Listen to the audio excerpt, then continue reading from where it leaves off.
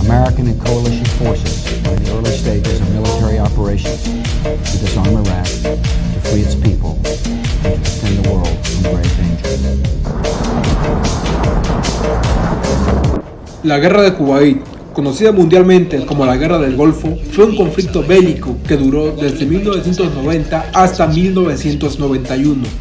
Pero, ¿cómo comenzó todo esto? ¿Y cuáles fueron las motivaciones de los iraquíes para comenzar esta guerra? Todo esto lo conocerás hoy en este mini documental de la Guerra del Golfo. Comencemos.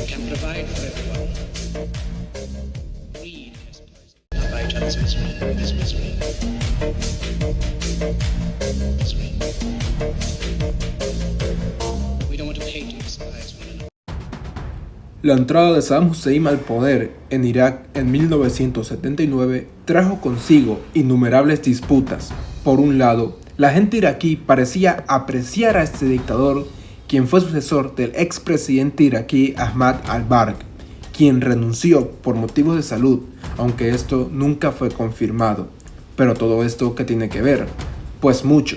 En 1979 triunfa en Irán la Revolución Islámica, capitaneada por el ayatolá Khomeini. En marzo de aquel mismo año se instaura la República Islámica de Irán. Este hecho puso fin a la presencia occidental en el país. El Consejo de la Revolución iraquí nacionalizó las principales industrias petrolíferas del país, la banca y las compañías de seguros. Esto provocó un gran aumento en las ganancias con respecto del petróleo a Saddam y su gobierno. Ya saben, si no hay competencia, todo el dinero es para mí. Lo cual fue cierto, por lo que el gobierno autoritario de Saddam invirtió gran parte de su PIB a reforzar y equipar sus tropas con ayuda de la Unión Soviética.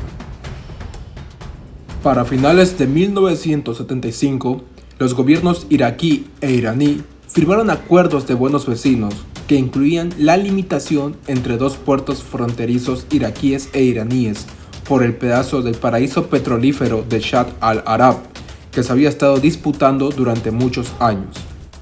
Sin embargo, la situación adquirió nuevas proporciones cuando en 1979 el hasta entonces vicepresidente iraquí Saddam Hussein tomó posesión de la presidencia de su país, mientras que en el mismo año la revolución iraní condujo al establecimiento de la República Islámica con el ayatolá Khomeini a la cabeza. El nuevo escenario político se caracterizó por el enfrentamiento entre dos hegemonías regionales, con diferentes concepciones de organización social, una islamista y la otra nacionalista árabe, cuyo objetivo era posicionarse como la potencia del Golfo Pérsico. El 17 de septiembre de 1980, el régimen iraquí declaró nulo el acuerdo fronterizo entre Irak e Irán de 1975, firmado por el expresidente Ahmad Hassan al-Barq. Mediante esta anulación, Irak reclamaba la totalidad de la desembocadura de Shatt al-Arab. 5 días después, el 21 de septiembre, el ejército iraquí lanzó una ofensiva contra la frontera de Irán. El objetivo formal era la reclamación de la totalidad de la desembocadura de Shatt al-Arab, pero en realidad se buscaba el debilitamiento del régimen de Teherán. El resultado de estos 8 años de guerra fueron 1 millón de muertos, ningún avance territorial por parte de ambos países y la práctica destrucción de la economía de tanto Irán como Irak. La guerra entre Irak e Irán se prolongó en un punto muerto hasta 1988, cuando ambos países aceptaron un alto al fuego que puso fin a los combates. A pesar de la gran deuda externa con la que se encontraba Irak tras el fin de la guerra, Saddam continuó fortaleciendo sus fuerzas armadas. Durante todo este tiempo de guerra, Occidente no intervino casi nada. Y te estarás preguntando, ¿por qué me dices esto? Pues es un punto muy importante en la historia y algo que motivó a Saddam en su próxima invasión. Las pérdidas financieras también fueron enormes y con el tiempo excedieron los $600.000 millones para cada país. Pero tras la guerra, el coste bélico era muy profundo y grande, de lo que sugerían algunas estimaciones después de la guerra. El desarrollo económico fue pospuesto y las exportaciones de petróleo se interrumpieron. Estas pérdidas económicas fueron de una naturaleza muy seria para Irak, que tuvo que incurrir a débitos durante la gran conflagración. Es posible que que en un principio la invasión de Kuwait por parte de Irak estuviera relacionada con el petróleo, pero en realidad se dieron más factores. Verán, en meses anteriores a la guerra, ambos países habían tenido una serie de disputas. Irak alegaba que desde 1980 Kuwait había estado robando petróleo del yacimiento de Rumailak, situado bajo ambos territorios. Por otra parte, Irak, que dependía del valor del combustible para pagar su deuda externa, contraída en la guerra contra Irán de casi 40.000 millones de dólares, se sentía afectada por la superproducción de Kuwait y otros países del Golfo, que mantenían un precio bajo del insumo. Además, otra posible causa fue la necesidad iraquí de acceder al Golfo Pérsico desde su puerto de Qasr, lo que implicaba ocupar las islas kuwaitíes de Bubiyan y Warba. Se ha dicho también que es muy posible que el presidente Saddam Hussein necesitara una rápida conquista para mejorar su bajo prestigio y perfilarse como un líder en el mundo árabe. Pero Saddam quería asegurarse de que Estados Unidos ni ninguno de sus aliados se entrometiera. Abro paréntesis. Para entonces, Estados Unidos tenía un perfil bajo. Después de la humillante derrota en Vietnam, futuros presidentes se abstenían a comprometerse directamente en guerras de otras naciones, evitando así de enviar a tropas a una guerra que no era de ellos. Durante julio de 1990, fotografías tomadas por satélite de la CIA mostraban un gran número de efectivos militares iraquíes, sospechosamente en la frontera de Kuwait. Era tan grande que incluso podían expandirse por Arabia Saudí. Aún así, el gobierno de Irak decía que no trataba de hacer nada, que solo era rutina, pero la CIA no creía nada debido a sus antecedentes con Irán.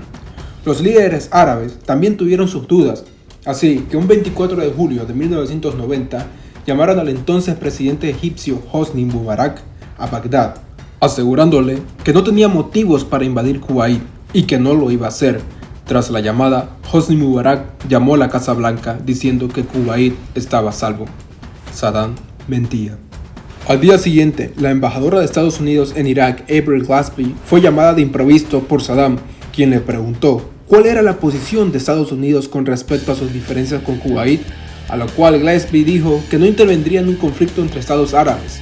Pero Glaspie acudió allí sin instrucciones y sin autorización.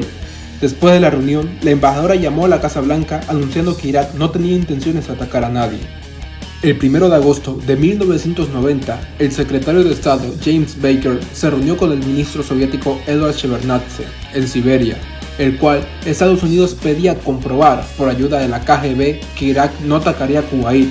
La KGB le aseguró que no había ninguna posibilidad de invasión por parte de Irak a territorio de Kuwaití. La madrugada del 2 de agosto de 1990, así es, un día después de la reunión, Saddam Hussein lanza un ataque sorpresa y las tropas de Irak cruzan la frontera terrestre de Kuwait, en una operación que había sido preparada en secreto y que, pese a las amenazas, tomó a las fuerzas kuwaitíes totalmente desprevenidas. Cerca de 90.000 soldados entran a Kuwait por tierra, mar y aire. Las tropas de tierra, en las que entraron columnas de hasta 500 tanques, avanzaron desde el norte hasta llegar a los alrededores de la ciudad de Kuwait, donde tuvo lugar la batalla de los puentes. Al mismo tiempo, varios helicópteros Mi-24, así como escuadrones de cazabombarderos Su-22, Su-25, Mirage F-1 y MiG-23 atacaron posiciones por todo el país, bombardeando bases aéreas y varios puntos estratégicos. La aviación de Kuwait, que protagonizó algunas luchas aéreas, fue en su mayor parte evacuada a Arabia Saudí. La invasión, en un claro ejemplo de guerra relámpago, fue arrolladora y prácticamente consumida en 2 días. Durante los otros 2 días se dedicaron a desplegar el resto de tropas y a sofocar los focos de resistencia locales que quedaban atrincherados en algunas posiciones. Una vez tomada Kuwait, cientos de miles de soldados iraquíes acampaban en la frontera de Arabia Saudita esperando órdenes.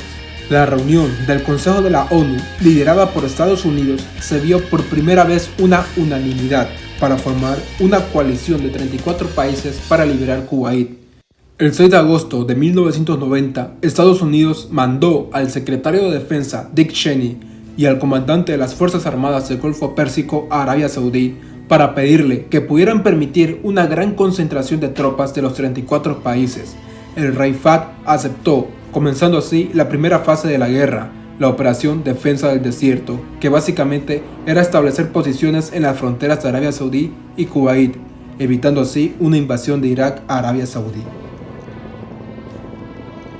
Pero, para que se pudiera realizar esta operación, los países de la coalición de los Estados Árabes pidieron que Israel no formara parte, haciendo esto algo innegociable. Este es un punto importante para el futuro de la guerra. La segunda condición que pusieron los Estados Árabes fue de que Saddam no fuera ejecutado. En enero de 1991, el Senado de los Estados Unidos aprobó autorizar al presidente a entrar en guerra. Bush mandó a casi más de 250,000 de soldados americanos a Arabia Saudí, el mayor despliegue bélico de soldados americanos desde Vietnam. La coalición de 34 países, liderada por el comandante estadounidense Norman Charkov, consistía de aproximadamente 959,600 soldados contra los 545,000 soldados iraquíes, todos listos para recuperar y defender Kuwait, empezando así la segunda y la tercera fase de esta operación. Charkov, junto con Dick Cheney, el secretario general, conocían las limitaciones de su ejército, así que diseñaron un plan para debilitar al gobierno de Saddam con ataques aéreos y terrestres.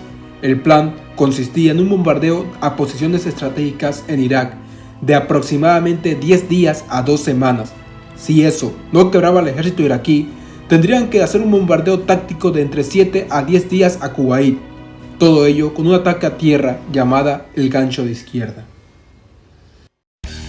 Tormenta del Desierto, la segunda fase, empezó como un engaño que comenzó en la noche del 17 de enero de 1991. La aviación de los Estados Unidos lanzó vuelos no tripulados en Irak. El ataque señuelo activó los sistemas antiaéreos de los radares, revelando así su posición. Posterior a eso, hubo una gran ofensiva aérea de la coalición hacia territorio iraquí, atacando los centros de mando y comunicación iraquí con aviones como el B-2 Spirit, el F-4 Phantom o el bombardero B-52, que realizó unas 1.620 incursiones, lanzando un 40% de las bombas arrojadas durante la guerra. Simple y sencillamente una monstruosidad. El plan era sencillo: atacar Irak para que las tropas de Kuwait se replieguen para defender su territorio y a la misma vez que las fuerzas terrestres liberen ese pequeño país. También bombardearon las fábricas químicas y fábricas de armas del ejército de Saddam. Decenas de miles de misiles Tomahawk bombardearon Bagdad, la capital de Irak, el 24 al 28 de febrero de 1991. Saddam Hussein sabía que si no hacía algo para detener a Estados Unidos y su coalición, iba a ser derrotado. Así que en un intento de destruir la coalición, fue bombardear Israel. Saddam sabía que si Israel intervenía, los árabes abandonaban la incursión por sus diferencias, ya que eran incapaces de pelear codo a codo con los judíos. Eso dejaba a Estados Unidos solo en una guerra que no les pertenecía, debilitando así su ayuda. Cuando los misiles iraquíes comenzaron a caer contra ciudades israelíes, el presidente Bush llamó al primer ministro de Israel, Isaac Shamir, pidiéndole que no interviniera. En respuesta, Saddam contraatacó, lanzando misiles Scud hacia las posiciones estadounidenses en Arabia Saudí, pero los Patriot que tenían los americanos interceptaron la mayoría de los misiles, o eso creían, ya que de los 42 misiles que Saddam lanzó hacia Arabia Saudí, solo uno fue derribado por los sistemas Patriot americanos, dejándolos mal parados. Los satélites americanos también descubrieron más de 28 plataformas de lanzamientos de misiles orientadas hacia Israel, pero fueron destruidas por bombardeos antes de su uso. El chiste es que estas estaciones estaban abandonadas, ya que los iraquíes utilizaban lanzadores portátiles, lo cual lo hacía difíciles o imposibles de detectar. Después de 41 días de bombardeo constante, se puso en inicio la tercera y última fase de esta guerra, la Operación Sable del Desierto, que básicamente consistía en una operación terrestre sobre Kuwait. Los estadounidenses y sus aliados eran superior tecnológicamente y armamentísticamente, pero los casi 500,000 de iraquíes tenían experiencia en combate, mientras que la última vez que los norteamericanos entraron en acción fue durante Vietnam. Eso significa que la mayoría no tenía experiencia en combate real, además de la amenaza de Saddam de liberar una guerra química en Kuwait. Mantenía alerta a todos los soldados de la coalición que no tenían, sin decir nada, casi nada de experiencia con armas químicas. La estrategia iraquí consistía en hacer campos de mina, retrasando el avance y bombardeando los intentos de avance a través de los campos, para así contraatacar, causando la mayor cantidad de bajas, haciendo que los norteamericanos se rebelen, igual con lo que había pasado en Vietnam, obligando a Bush a retirar sus tropas para quedarse con todo el petróleo del Golfo y además de con Kuwait. Pero los norteamericanos no atacaban, más bien bombardeaban, y eso debilitaba a Saddam y a su ejército. Así que se vio obligado a realizar una ofensiva terrestre sobre Arabia Saudí. La ofensiva se llevó a cabo un 29 de febrero de 1991, atacando el pueblo de Kafshi en este país. Pero, con la ayuda militar y naval estadounidense, junto con tropas saudíes, recuperaron Kafshi en poco tiempo. El plan para recuperar Kuwait consistía en 2 divisiones de Marines para atacar en el centro, mientras que en el otro extremo, noroeste, 2 divisiones aerotransportadas de franceses y americanos iban a rodear el campo de batalla. El 24 de febrero de 1991, 2 divisiones de Marines entraron en Kuwait, atacando el corazón de las defensas iraquíes, dándose una de las mayores batallas de tanques desde la Segunda Guerra Mundial, conocida como la Batalla de Istin. A la misma vez, un contingente liderado por el general Frederick Franz rodearía las fuerzas, destruyéndolas por completo. Los Marines entraron al centro de Kuwait. 3 días después, Kuwait era liberada. El 50% de las fuerzas de Irak lograron escapar debido a que los grupos que entraban por el noroeste para hacer el gancho se atrasaron por 24 horas. El plan para liberar Kuwait ya estaba hecho, pero capturar a Saddam era otros planes. La frenética retirada del ejército iraquí en Kuwait provocó un enorme embotellamiento debido a las calles destruidas y vehículos calcinados, produciendo así fáciles objetivos para Estados Unidos y su coalición, convirtiendo esa carretera en la carretera de la muerte. El 28 de febrero de 1991, el presidente Bush firmaba el alto al fuego, poniendo así el fin de la guerra del Golfo, ya que dentro de sus planes no estaba ocupar Irak. Muchos pensaron que se había dejado el trabajo a medias. Mientras tanto, en Irak se habían levantado grupos opositores a Saddam, pero debido a que gran parte del ejército de Saddam había escapado, la guardia iraquí lograría debilitar las fuerzas insurgentes, debido a que durante el Tratado de Paz, jefes militares de la coalición aprobaron que aeronaves militares pudieran volar en las fronteras de Irak y Kuwait. Las fuerzas americanas se conformaron con liberar Kuwait, aunque Saddam seguía libre, debido a que si Estados Unidos invadía Irak, perdería todo el apoyo de sus aliados árabes.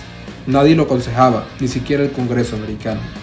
Esta también fue conocida como la redención de Estados Unidos para ayudar a curar sus fantasmas de Vietnam y que el mundo vea que son una superpotencia. Espero les haya gustado este mini documental. Muchas gracias por ver el video, no olviden suscribirse y darle like. Nos vemos en la próxima. Adiós.